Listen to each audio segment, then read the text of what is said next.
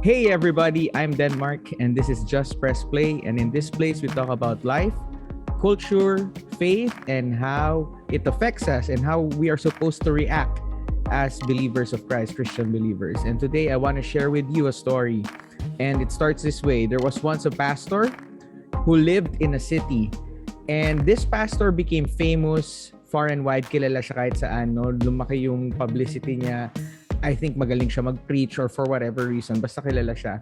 And then one day, due to something happening, unforeseen circumstances, the pastor on a nearby village, yung katabing baryo, no,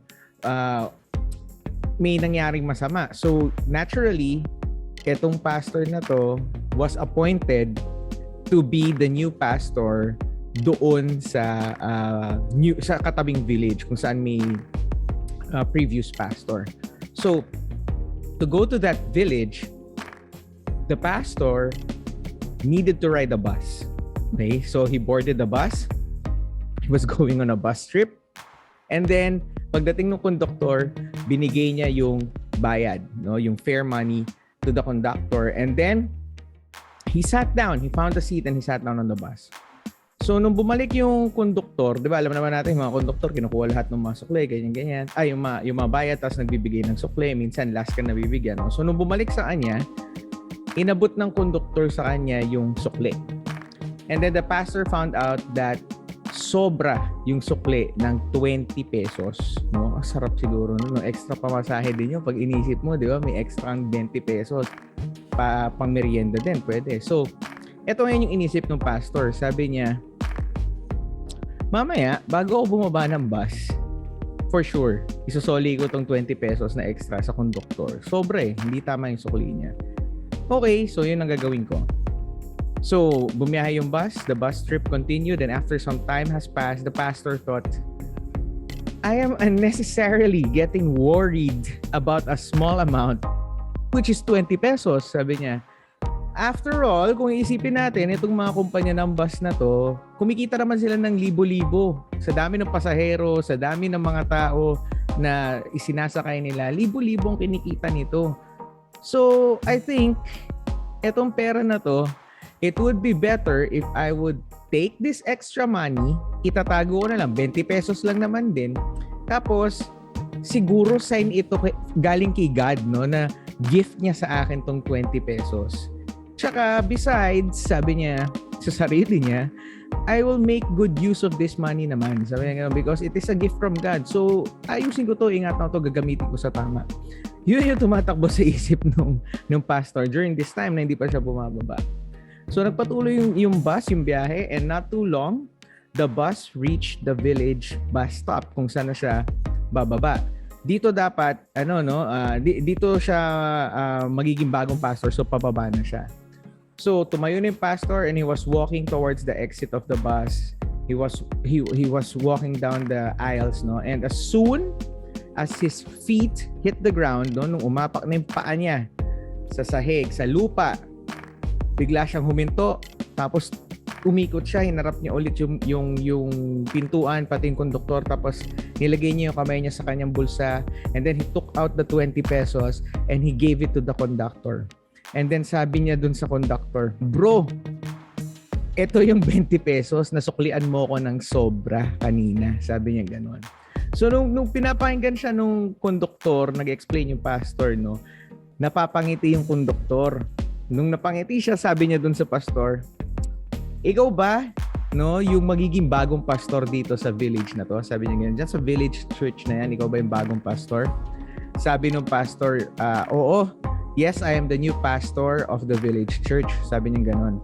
Sabi nung conductor sa kanya, nung conductor, sabi niya, I heard a lot about you and I've had the desire to listen to one of your preachings. No, matagal ko nang gustong puntahan at pakinggan ka. When I saw you ride the bus, kaninang sumakay ka, sabi ko sa sarili ko, tignan nga natin, let's see if this pastor would do something. What would he do if I gave him extra change, no? Bibigyan ko ng sobrang sukli. Anong gagawin niya? So the conductor continued, now, I believe that your preachings, no? Sabi ng conductor sa kanya, I believe na yung iyong pag-uugali ay kapareho doon sa mga tinuturo mo. And now I believe everyone should listen and learn from you. Sabi ng konduktor. Ganda pakinggan, no? So, nung natapos yung konduktor magsalita, umalis na yung bus, tapos naiwan na doon yung pastor, maglalakad na siya papunta sa church. And napansin nung pastor nung naglalakad siya, pawis na pawis siya, no? Parang yung mga pawis niya, butil-butil dito, no? Nagaganyan talaga sa kanya. So sabi niya, grabe yung pala yung tingin sa akin. So nag-pray siya. Sabi niya, Lord, thank you that you've saved me from that situation. Thank you for giving me the courage and opportunity to do the right thing at the right time. So yun yung prayer nung pastor. So I want to talk to you about this for a minute, no? So sometimes tayo din, we too, like the pastor, put at stake a life's worth of character in the tiniest and smallest of temptations, no? Yung pagkatao mo, yung na-build up mo na pagkakilala sa'yo, minsan sinusugal natin yan para sa maliliit na bagay. We should never give in to temptations, and we should always do the right things despite how small or little or tiny we think it is, no? Why? Because there are a lot of eyes that are looking at us, looking at you, looking at me, and we do not know who is observing. Lalo na sa atin ng mga believers na tinatawag natin Christians, followers of Christ, no? We should always be aware that other people are observing us and how we act, even in the tiniest things, in all situations. So most of the time, we are tempted to do things because we would rationalize that it is just a small thing, malit na bagay lang, wala namang makakaalam, no one would know, or worse, parang ginawa nung pastor dun sa story no, ni-rationalize niya, we try to involve God. At sinasabi pa natin, blessing to ng Panginoon at gagamitin ko naman to ng tama. Diba? Ginagawa natin yan, we rationalize in those things, even though we know in our hearts na mali. We know that it is wrong.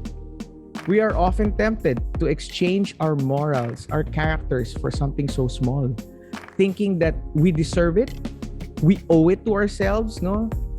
Okay na to para lang makaganti, para makaisa lang, or just so we can get a small advantage or comfort in life.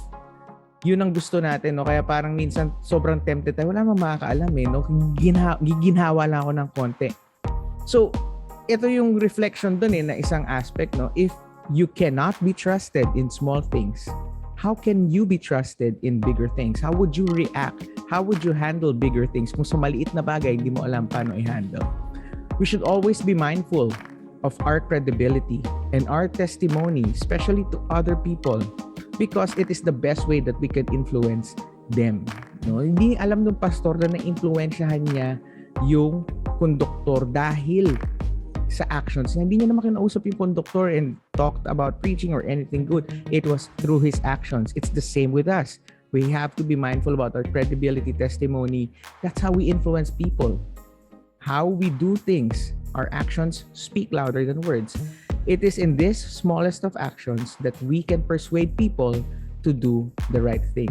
So yung mga temptations na yan, kailangan labanan natin yan, no? Kahit gaano kaliit, tingin natin harmless. And 1 Peter 5:8 reminds us, ang ganda ng reminder niya, sabi niya, be sober, be vigilant, because our adversary, the devil, walks about like a roaring lion, seeking whom he may devour. No? Sino yung mabibingo niya, one time niya, nandyan lang yan lagi, nagmamasid, umiikot-ikot lang yan. Pag nanghina ka, huli ka. So, temptation is a part of life. In reality, every temptation, if you think about it, is an opportunity to overcome and to get victory over it. No, the temptation.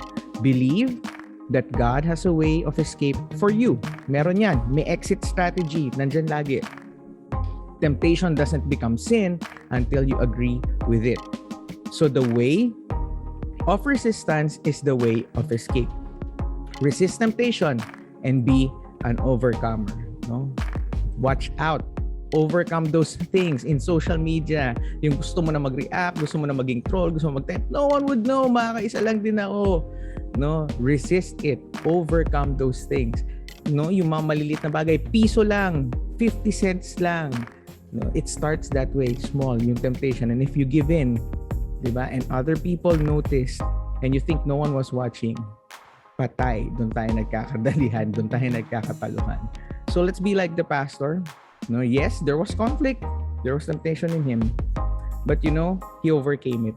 And in turn, it influenced people and probably more because the conductor of the bus will actually share and testify who and what the character of the pastor is.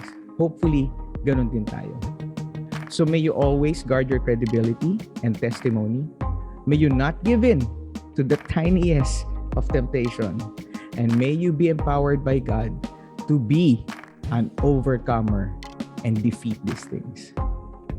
This is Just Press Play, and we would like to hear from you. And salamat sa mga nagko-comment, nagla-like, nag-share, nagsusubscribe, yung mga nagme-message sa amin. We appreciate that. We really appreciate it. And sometimes, kinukuha namin yung suggestion nyo as topics at napag-uusapan natin ng ganito. And we want more. We want to hear more from you. We are interested to hear from you. So you can always message us in our socials, in Instagram, Facebook, YouTube. Just Press Play PH. Walang hiwalay na spaces. Just one word. Search nyo lang yan. Kung di ka pa nagsusubscribe, please subscribe. Or if you found this helpful, please share to others. Baka may ibang makarinig at maka-encourage sa kanila. And if you want to be prayed for, or if you want to share something long na hindi ka kasya sa chat box or dun sa comment box, you can email us at justpressplayph@gmail.com. Again, this is Denmark, and until next time, God bless you, everybody. Bye.